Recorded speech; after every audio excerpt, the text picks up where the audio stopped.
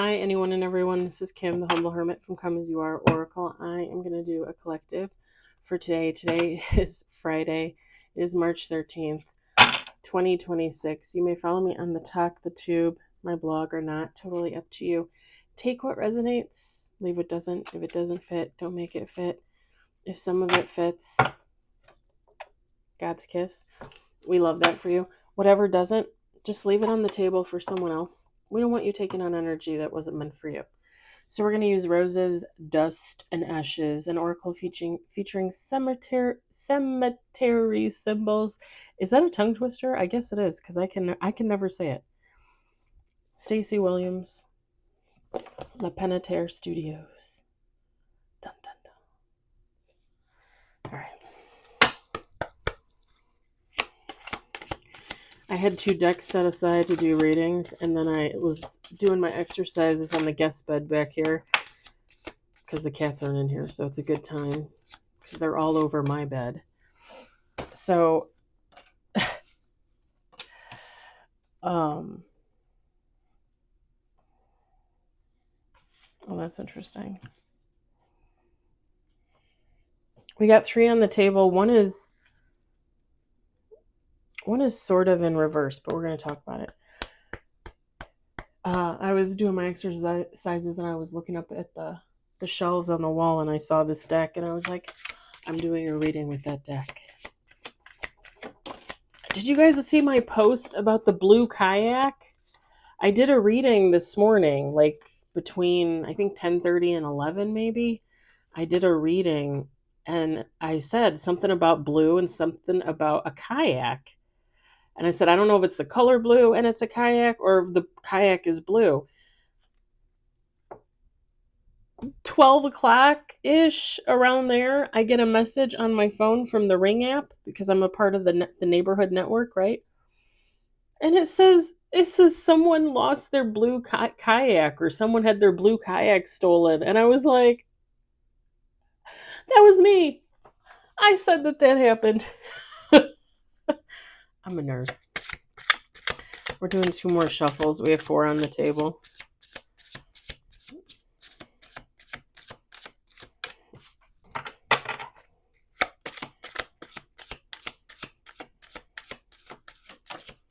Five on the table.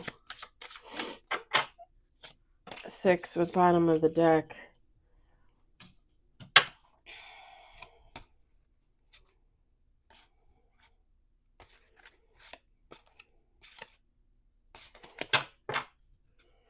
I'm going to set this over here. So we got 6.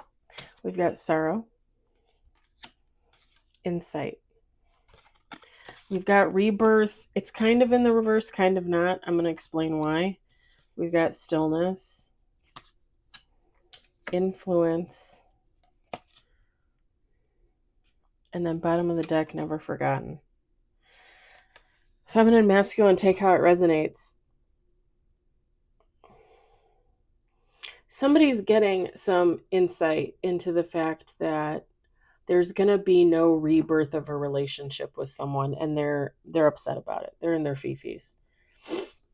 And I think the reason why there's going to be no rebirth of a friendship, lover situation, connection with a family member, whatever the case, is because whoever the person is that they thought, oh, I'm going to go back to that person is going through a rebirth. I kind of had a reading.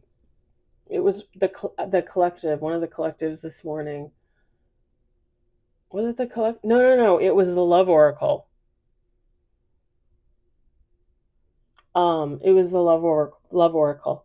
And it was about somebody being too much in their ego to come towards a person, and God was deliberately creating stuff to keep them busy, whatever the case, so that they couldn't come in to talk to somebody, to have a connection with somebody.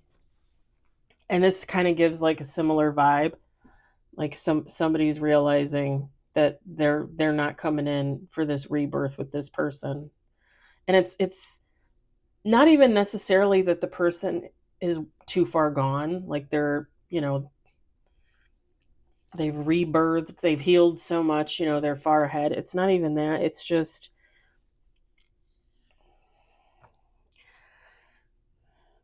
sometimes God gives things a time limit. Sometimes God gives things an expiration date, right?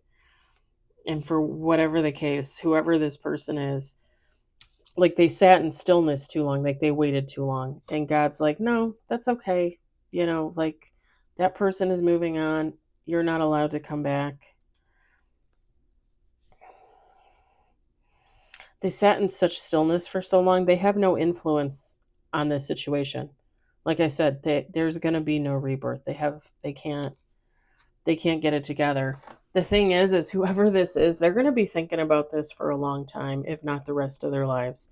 Because this is like the one that got away. And it doesn't have to be a lover. It could be a friend, an ex-friend. It could be a family member that you no longer talk to. But somebody's going to 5, 10, 20 years later be like, yeah, Kim, she's the one that got away. Yep, Tony, he's the one that got away. I still think about them, but they're lost to me.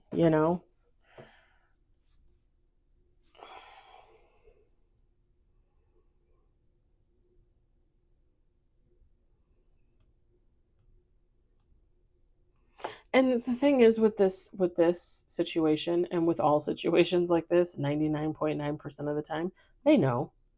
They know they fucked up. They know they waited too long. They're not stupid. They're not dumb. They know. They know that they should have come in, a year ago, 9 months ago, 6 months ago, 5 years ago, whatever. They know.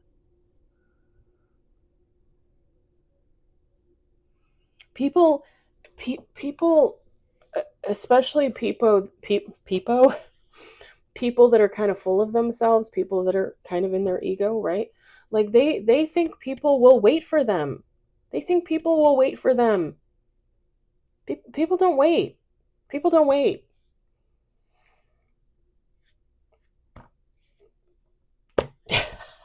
People don't wait for you to get your shit together. Um, I think if you follow, if you subscribe, um, there was a guy that I was in a friends with benefits with 2023 after my divorce for about 5 months or so. I broke up with him because I was 99.9% sure he was seeing somebody else. A month after we broke up, he was in a relationship with someone else. She lives 6 hours away in Michigan. Last February of 2025, he contacts me. Hey, how you doing? Wanted to see how you're doing, blah, blah, blah. It's been a while.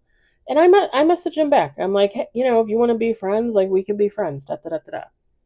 After about 2 months of talking, he gets pissed off because he was trying to get me in bed. That's it. He was trying to get me into bed.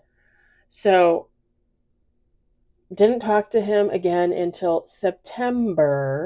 October of 2025, when yet again he reaches out to me. And being in the state I was from being in love with the guy at work and losing my friends and all that kind of stuff and everything that I was going through, and not to say that some of that wasn't of my own making, because it was, but I had a little dalliance with him for about 3 weeks. 3 weeks. I think I met him 3 times for sex. Okay. He was in a relationship still with his girlfriend 6 hours away in Michigan. And I finally just said, you know what? Like, I'm not doing this. Like, I don't do, like, I'm not going to help you cheat on your girlfriend. Like, you won't leave that relationship, even though you say you don't like her, you don't love her, and you don't want to be with her. You won't leave that relationship, but you expect me to be at your beck and call. And I just don't do that shit. I really don't. I don't expect anybody to be at my beck and call, so I don't expect, you know.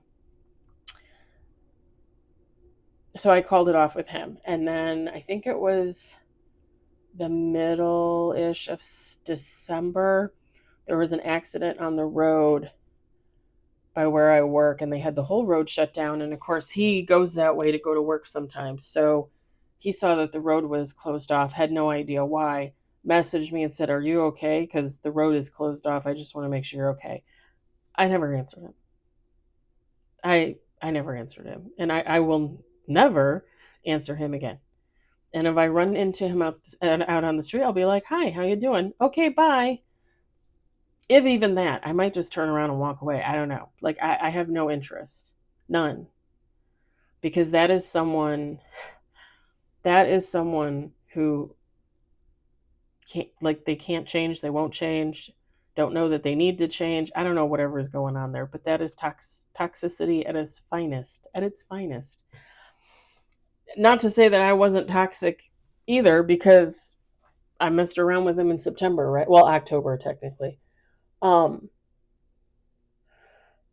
but I broke that cycle, and I am not at all waiting for him to reach out again. I am. Do I expect him to? Of course I do. I think he will. I think that's his thing. I think he waits so long, and then, like, oh, I'm going to reach out and see if I can try something. But I'm not going to answer. I didn't answer this last time. I'm not going to answer again. We're not friends on any social media. I actually have him blocked. So, or maybe I don't. Maybe I did. I don't know. But we're not friends anywhere. If he follows me or watches me, I have no idea. I couldn't care less, right? But the thing is I have no intention of responding, of reaching out, anything like that. So, like, I'm not waiting for him. If he's waiting for me, right? If he's like this person that thinks like, oh, I'm going to come in, I'm going to give it a year and then I'm going to go in and see if I can try again. I mean, you think I'm waiting? Like, even when he tried in February, even when he tried in September, October, like, I was doing my own thing. I have been doing my own thing. I wasn't sitting around waiting for some guy from the past to contact me. And it kind of, whoever this is, it reminds me of somebody like thinking people will wait, like a little ego. Like, there's like, people are going to wait on me. No, people aren't going to wait on you. People keep moving. If they're healing, if they're growing as a human, they're moving. They're not waiting for somebody from the past. I don't understand why people keep having that misconception. It doesn't make any sense to me, seriously.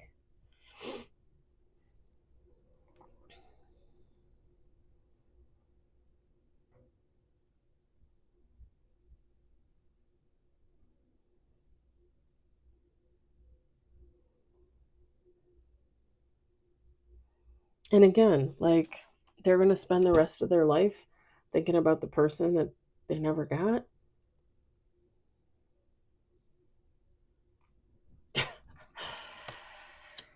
Oh, people never fail to astound me.